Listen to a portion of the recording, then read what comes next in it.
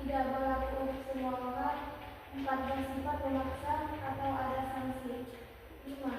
Tujuannya untuk menciptakan keadilan, ketertiban, dan perlindungan.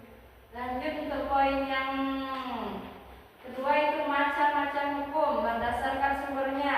Hukum itu dibagi menjadi dua, yaitu hukum tertulis dan hukum tidak tertulis. Hukum tertulis itu apa? Ini ya, hukum tertulis apa? Hukum tertulis tercantum secara resmi dalam peraturan perundang-undangan.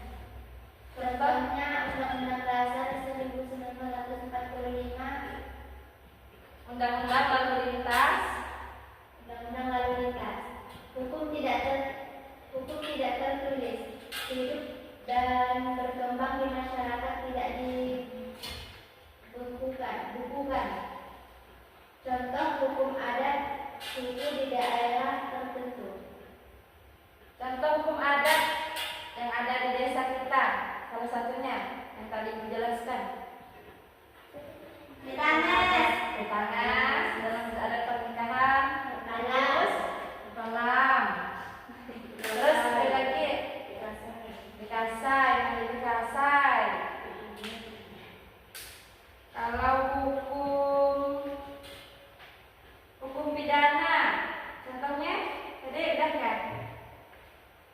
Tapi hukum tertulis tadi, hukum tertulis, hukum yang ada di undang-undang, hukum di daerah, undang-undang lalu lintas.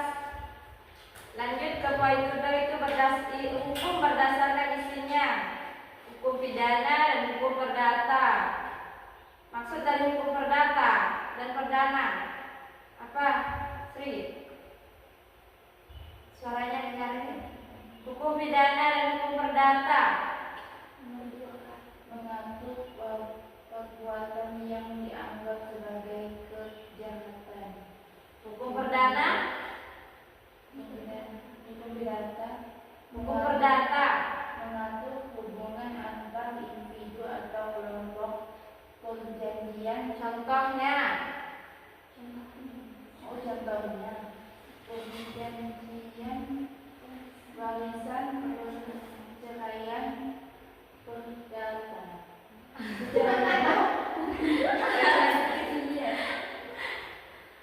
hukum perdata yaitu hukum yang mengatur hubungan antara individu atau kelompok. Contohnya perjanjian dalam sekolah, misalnya tidak boleh datang ke sekolah itu telat. Perjanjiannya harus memakai seragam sekolah. Perjanjian di kelas tidak membuat onar, tidak atau dalam kelas waktu belajar itu tidak tidur di kelas. Ada yang tidur di kelas?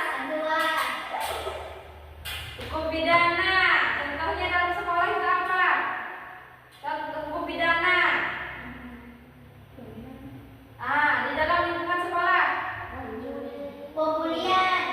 Pembelian tidak termasuk dalam hukum pidana.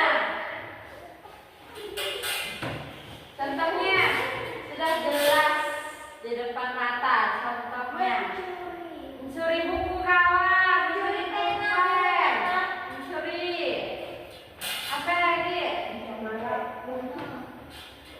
Menganiaya, membuli. Ya. Lanjut ke